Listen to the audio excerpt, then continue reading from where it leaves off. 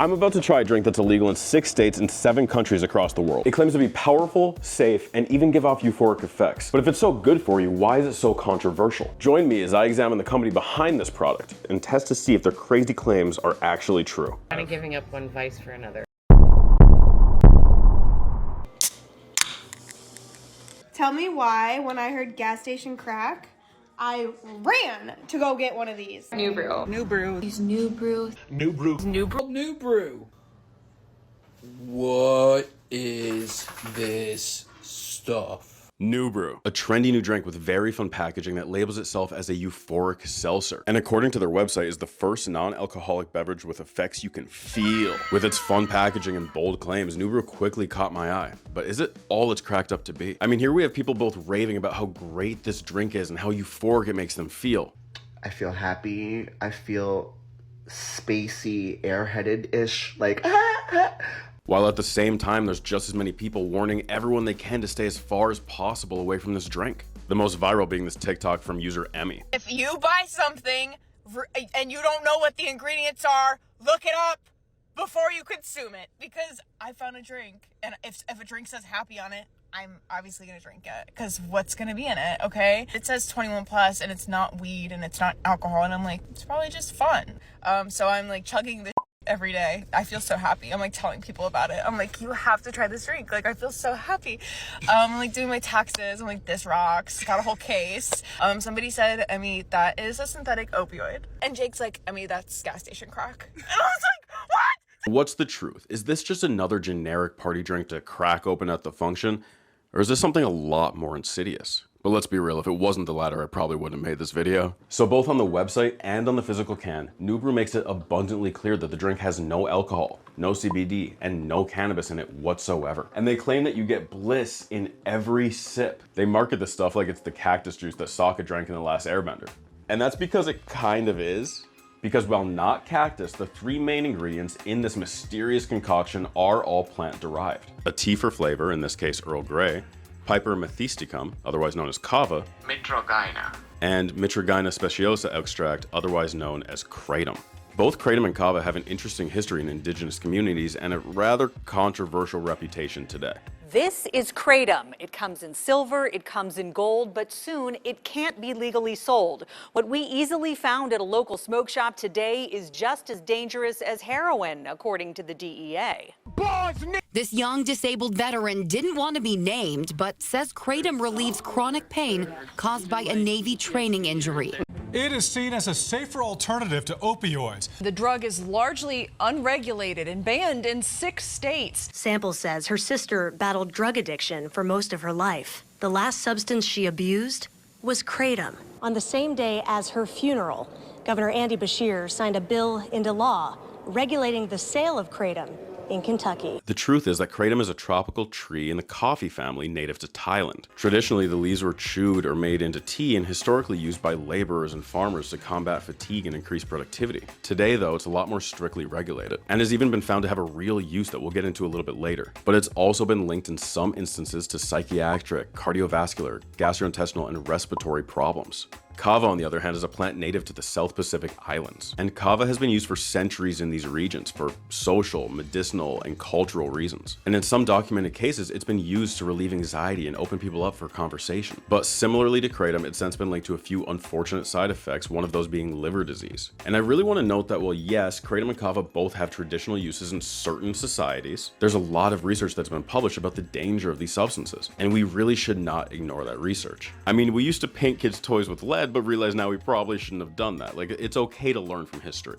After all, another thing these substances have in common is that they've been denounced by the FDA, NIH, and CDC. On top of that, kratom has been banned in 6 US states and 27 countries due to health concerns. Now, I'll be the first to admit that legislation is not always indicative of what's right or wrong, but hear me out. Because what I find particularly interesting about New Brew is that they promote themselves as a drink you can have any time of the day, from morning to evening. I mean, just look at this FAQ on their website where they explicitly say that you can have this any time of the day, from morning through evening. They even say you can drink this in lieu of a cocktail or another cup of coffee. I mean, you can read it right here at the question of, can I replace coffee with New Brew?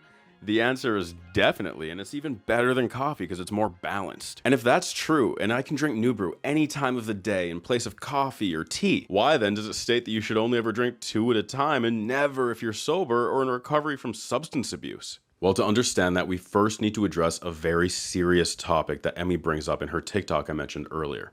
Somebody said, Emmy, that is a synthetic opioid, so be careful promoting it. And I was like, what the do you mean? It's a synthetic opioid. I have it in my hand! And Emmy's about halfway right, but we do need to make a very crucial distinction here. New Brew does not contain any synthetic opioids. They make that clear on their website, on their ingredients list, and in this response they made to Emmy's TikTok. Okay, so first of all, New Brew is not a synthetic opioid, nor is it gas station crack. We actually don't have any synthetic ingredients in our drink, not even artificial sweeteners. So the 3 main ingredients are kava root, kratom leaf, and organic tea. However, what they often fail to address is just how kratom works. See, the primary active compounds in kratom are mitragynine and 7-hydromitragynine, which according to the NCCIH, 2 compounds from kratom, mitragynine and 7-hydromitragynine, interact with the opioid receptors in the brain, which are the same receptors that opioids such as heroin and morphine bind to in your brain. So it should be no surprise that researchers seem to agree that kratom can be and is an addictive substance, both physically and mentally. It's not all bad though. Kratom has been found as a useful alternative to get people off of harder, more dangerous drugs, as outlined by Kratom Use in Mental Health, a systematic review. Kratom has been used by some individuals as a means to alleviate withdrawal symptoms from opioids as a substitute for more potent and harmful opioids. And while doing a little bit of research on how kratom is perceived, I had the chance to talk to someone who's been affected by it personally. Matt the stoner, not Matt the pharmacist. User Matt Johnson on everything, at User Matt Johnson. My girlfriend, she was a professional cheerleader. She had hip dysplasia. She had a surgery where they needed to go in, put some screws in her hip, things like that. Didn't go well. The sciatic nerve in her right leg is dead. She cannot lift her foot anymore. She doesn't really have any sensation in the top half of her leg or in her foot. She has to wear a brace to drive, things like that. But the prescriptions that she was on, she felt like she, was going a little crazy. They had her on this prescription Lyrica, right? And it kind of messed with her head. It was expensive. She felt loopy. She kind of felt aggressive and agitated. And I mean, it helped with the nerve pain. And the kratom was something she had found, and at first in a very high dose, was like, okay, I can pay for this out of pocket. It's gonna do something for me. It is expensive, but that nerve's not coming back. There's no period where it's like, I'm gonna be off of this medication because it's been it's dead. It's never coming back. She'll never lift her foot again. And so when you think about taking a nerve damage medication for the rest of your life, especially when you feel like it's making you loopy, you gotta look for another alternative. But she was able to kind of accomplish those things and slowly wane off the brace. Now she walks on her own, right? And so the muscle's strong enough where even if she has to kind of walk a little awkwardly, she can move on her own. And it's because the kratom allowed for a mindset that was more clear while also still addressing the pain. Kratom does show promise if used in that way. But as seen as this study conducted to showcase kratom as a tool to help addicts, the subject became addicted to and went through withdrawals from kratom. On the other hand, kava is not widely considered an addictive substance. But the NCCIH does state that the use of kava has been linked to liver injury that is sometimes serious or even fatal. While kava is not technically addictive, as I discussed in this video about the alternative gambling methods in Japan, the mechanics and the reward from an action are crucial in developing habits, which is something New Brew states on their can. Anything that feels good can be habit forming, including New Brew. Consume mindfully and don't drink every day. Avoid if you're sober or in recovery from substance abuse. Do not drink more than 2 at a time, and do not drink if you're pregnant or breastfeeding. And the reason for this is very well highlighted in The Neutral Basis of Habit Formation and its Implications on Addiction by Anne E. Gabriel. Habits are formed through the process of reinforcement learning, where actions can lead to rewarding outcomes and be repeated and become automatic over time, and is again reinforced by Roy A. Wise and George F. Koob in The Positive Reinforcement in Drug Addiction, a behavioral perspective. The concept of reinforcement, particularly positive reinforcement, is central to understanding addiction. Positive reinforcement occurs when a behavior is followed by a rewarding stimulus, increasing the likelihood that that behavior will be repeated. This mechanism is pivotal in the development of addiction, as the rewarding effects of drugs or behaviors lead to repeated use and eventual dependence. So while New Brew does warn that the product could potentially be habit forming, don't mind him, he a hater. Wait, can you pull that back up? Anything that feels good can be habit forming, including New Brew.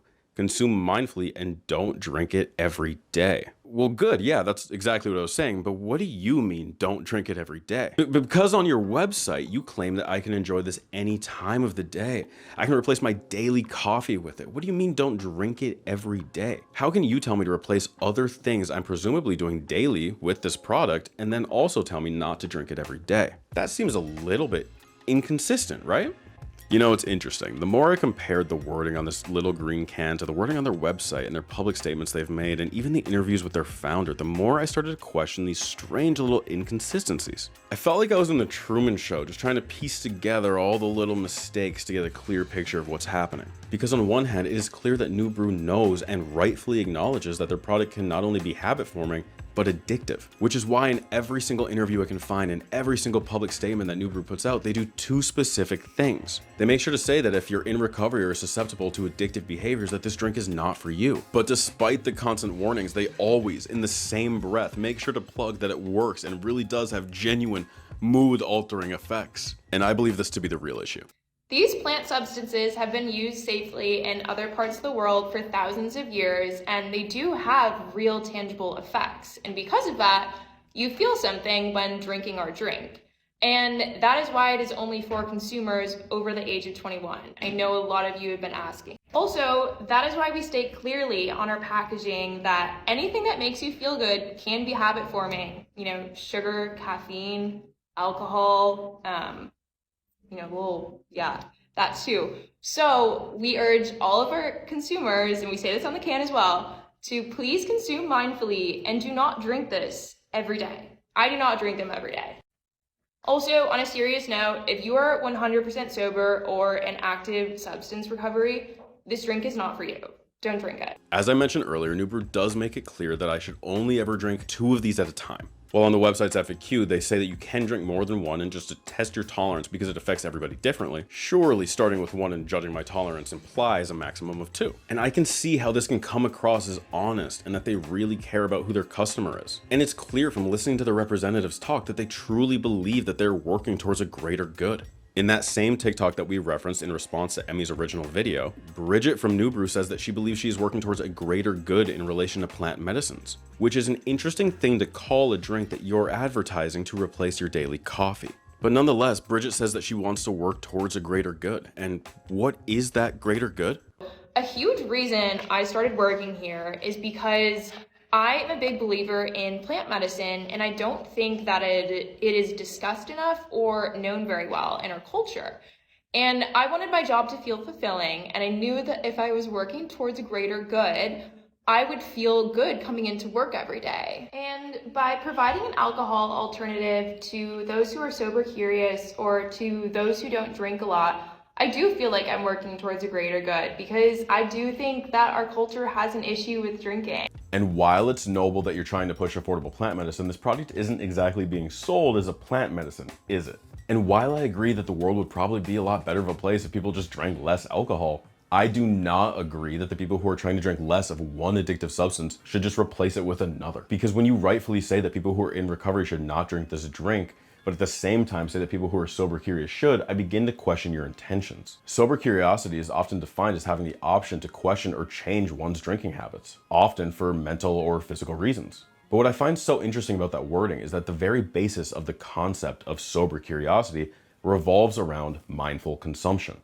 Because whether it's for health or for social purposes, the group that's most likely to want to drink less is the same group that's either trying to recover from or prevent an alcohol-related disorder. And granted, that's not everyone who wants to drink less alcohol, but to me, replacing one vice with another is not necessarily the best way to work towards that goal. But I don't really think that's New Brew's motivation. Let's just take a quick scroll through the Instagram. Most of their posts in the first few months were a little bit trippy and psychedelic and featured captions such as "float on Friday" and "a new kind of office assistant." New Brew can be enjoyed at work or leisure. It should always be enjoyed responsibly. And whatever this is. But as of recently, they're advertising it as more of a lifestyle drink with people skateboarding, longboarding, sitting in a hot tub, playing cards, playing pool with their friends.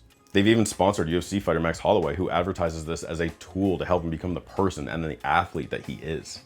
And I don't know about you, but I feel like that's a lot of mixed messaging, none of which makes me think of this as a plant medicine, especially because their founder would fall into the group of people who they do not recommend to drink this beverage. The New Brew product and the idea for it stems out of my own personal journey with alcohol and then away from alcohol. That continued through high school, college, and into early adulthood, and it became more of a destructive force in my life than anything. Yes, alcohol was deteriorating my health, as it does for anyone who's abusing alcohol, but I think it was more like the social harm. Like, I was not connected to myself. I was disconnecting further and further the more I was drinking.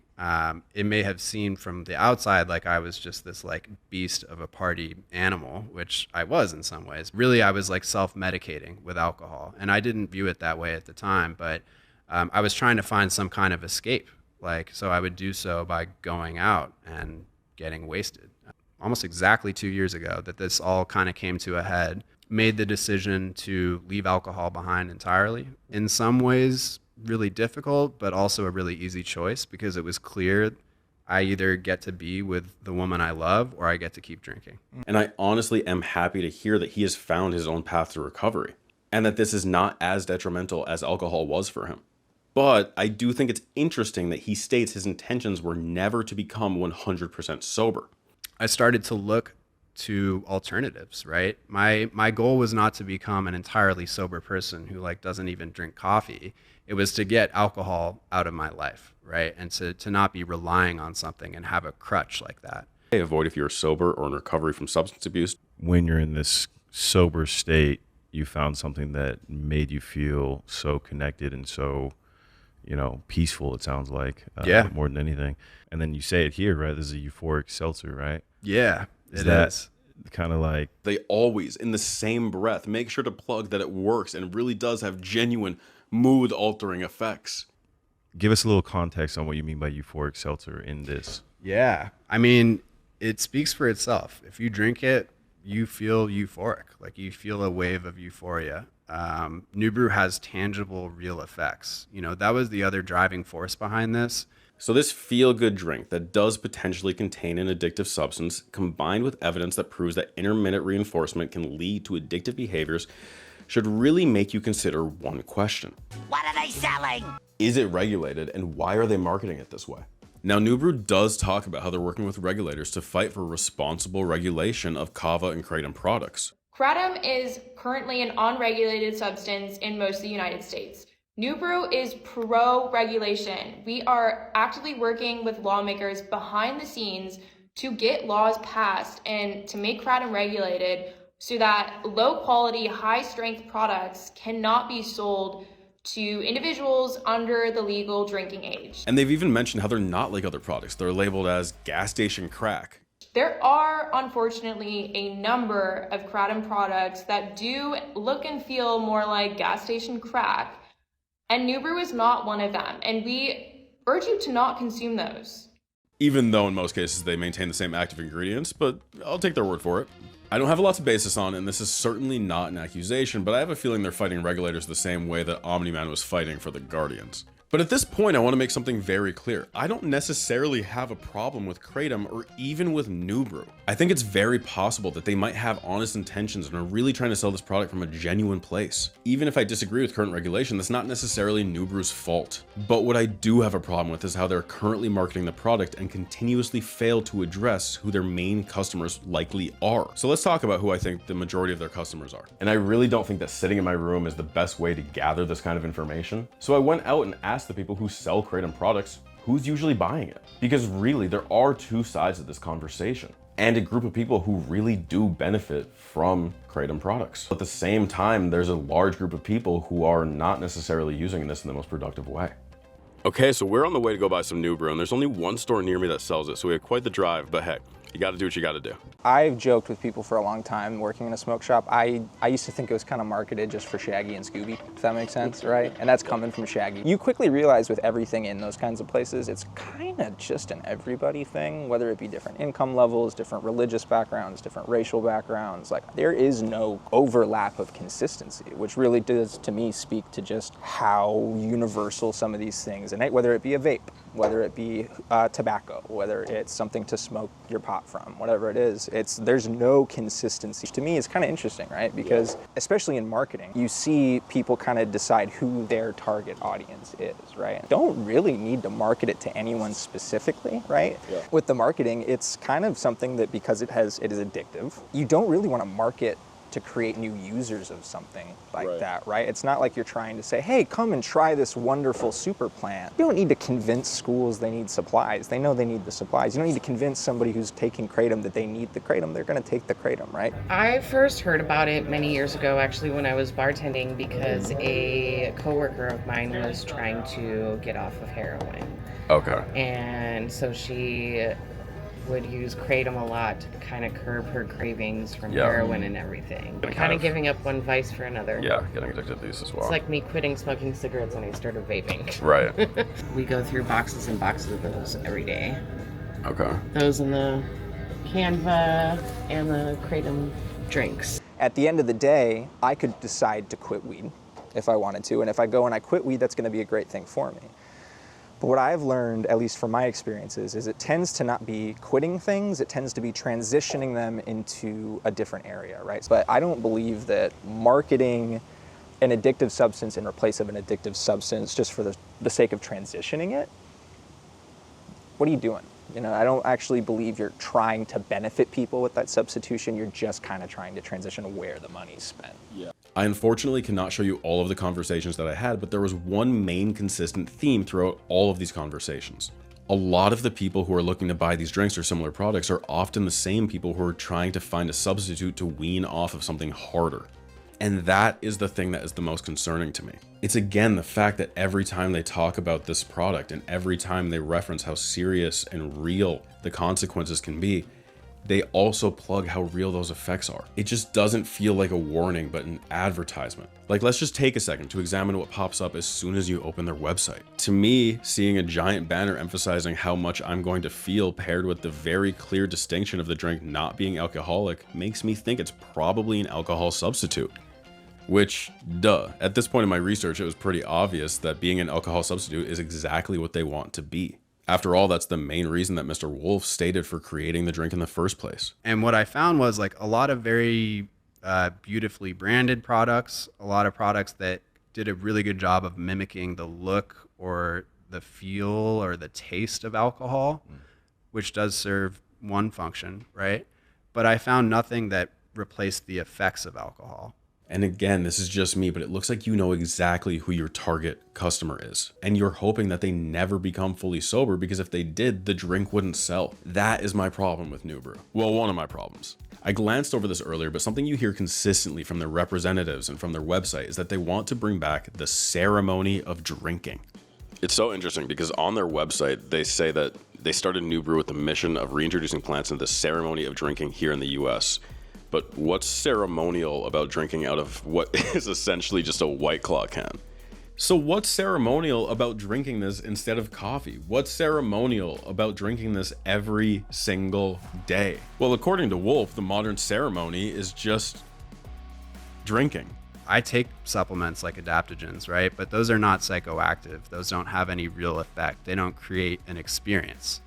And if I'm in a social setting and I'm participating in the ceremony of drinking, I think a core part of that is shifting your consciousness in some way. Which to me is just ridiculous. But listen, I have an open mind. And as is tradition on this channel, I will go ahead and participate in this ceremony so that you don't have to. Because if you are in recovery or are recently sober, this product can be dangerous and lead to relapse. And if you are completely sober, you risk creating a new addiction. I am purely doing this as an experiment and nothing more. But like all good experiments on YouTube, I'm going to disregard the scientific process a little bit and just try to answer a few questions I made up. 1. Does New Brew make me feel euphoric as advertised? 2. Do I get an energy boost, and could I really replace coffee or tea with this product? 3. Do I feel the need for more? Not just in an enjoyable way, but in a craving kind of way. 4. Did I experience any negative side effects? And number 5, am I able to hate? Because on their website, it says it's impossible to hate with the stuff in your body. You cannot hate with cough in you, so it's used in the making of quarrels and peacemaking. Got a weird beer. While technically where we live, these drinks are legal, we do not recommend that you at home try these. We are in fact seasoned professionals and do this as professionally. We're That was... You broke the tab.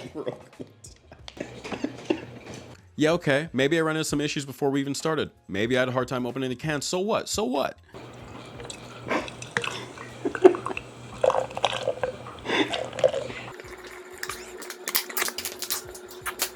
Cheers. Are we chugging it? Ooh. Just a sip. Oof. I'm not even halfway done with my new brew, but I do already feel a little bit lighter. There's some tingling going on in my mouth and a little bit like an airiness almost. Yeah, like a warmth, airiness. We got a little too into the opening your heart stage when we were drinking the new brew, so we did not record very much of us actually on new brew. I don't think we recorded like any of it. Yeah, we recorded nothing. So we're gonna do little break-off interviews where we were gonna describe our own experiences. You just watched us drink about half of it. We started to feel the effects, and those effects started to feel pretty good for both of us. I think that we were both in a very euphoric state. Pretty quickly too. I was very surprised at how halfway through that can I was feeling the sensations, feeling the quote-unquote euphoria, as they like to call it. Did New Brew make me feel euphoric? Honestly, yeah, and pretty quickly. It was like, I think we got maybe halfway through the first one, started to get the tingles, the body sensations, kind of feeling a little lightheaded, little airy, and then gave it 5-10 minutes by the time I got through that first one. I mean, it was pretty quick.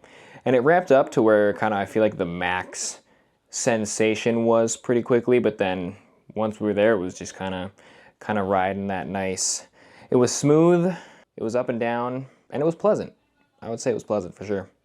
Could I replace coffee with new brew? Personally, no. You know, those euphoric effects that they advertise are very real, and there is a little bit of a caffeine boost at a certain point. I got kind of energetic when we were drinking it, but I can't really personally imagine replacing where I would normally drink coffee or tea with new brew. I mean, the feeling is just so different, and it's so much more intense than just a caffeine rush. I know people in my personal life that like suffer addiction, and thinking about how good I felt drinking this and knowing how not having those addictive tendencies, but it still feeling so strong that I spent a lot of time reflecting back on how uncomfortable I would feel if I knew people in my life were drinking this. Like, a lot of people, it would give me pause because it's so casual still. It's so, there's no, not that I'm saying there should be a stigma around it, but very easily you can just, what's one more? Oh, it's just a nice feel-good drink, but you know, pretty quickly you're just covering up one vice with another. And I think they're not necessarily marketing a White Claw like a medicine. So then there's the negative side effects. And this was not done scientifically, so take what I say here with a grain of salt. While Cody did have a little bit of trouble sleeping that night and some weird heart fluctuations throughout that next day, he did not have as negative of an experience as I did. Because the next 3 days, frankly, were horrible. I couldn't sleep. My blood pressure rose to 150/100, which is high. It's higher than normal. My mind became really foggy, and just standing up made me almost feel like passing out. It was almost like I was having POTS symptoms. And I did seriously consider going to a hospital multiple times, but I wanted to wait a few days and see if it, you know, alleviated it all. And it did. Each day it was a little bit less severe than the day before. So the best explanation I can think of is that my body just had a very strong reaction or sensitivity to something in the can, which I will be the first to admit that is probably not the experience for everybody. But the fact that I felt that way reinforces why I made this video in the first place. I don't have a problem with Kratom being used responsibly by the right people in the correct circumstances. What I do have a problem with is this company trying to market this product as the next big fun drink when really it should not be looked at that way. I really find this irresponsible and urge New Brew to consider changing the way that you talk about this product. Just try to be more precise and clear and consistent in your wording from your website to your public appearances. You know, I think I was surprised by how quickly I felt the effects of New Brew. I thought I was going to feel something, but both Cody and I thought it was going to be a lot smaller of a feeling than it really turned out to be. And I did not expect to have those horrible side effects I just talked about. So for me personally, I definitely will not be doing New Brew again, mainly because you never know how your body's gonna react. You never know if you're gonna have a strong reaction like I did, or if you're gonna suddenly feel the urge to drink more of it. So no, don't drink this. And if anybody watching this is struggling with addiction or knows somebody struggling with addiction, please do not feel alone. There are resources and organizations that can help, and I'm going to link a couple of those in the description. And as always, in the description, there's a link to a few different charities and organizations that are just trying to make this crazy world a little bit better of a place. And hey, I genuinely want to thank everybody who made it this far in the video. This is only my third video on YouTube, and the reception has been amazing to the first two, so really, truly, thank you. I'm very excited to continue making videos like this. I'm also very excited to announce I'm going to be working on a few larger kind of documentary style videos that are going to take a lot longer than a few weeks or even a few months to complete, so stay tuned for those. So stay tuned for updates about that, as well as any other videos I post in the meantime. And if you enjoyed this video, please consider liking, sharing, and commenting on it. And while you're at it, please give me a few suggestions for future videos, as well as subscribing and ringing the bell to stay notified on any future uploads. Also, click here to watch whatever one of my videos YouTube thinks that you would like the most. See you next time. I need to get better at outros.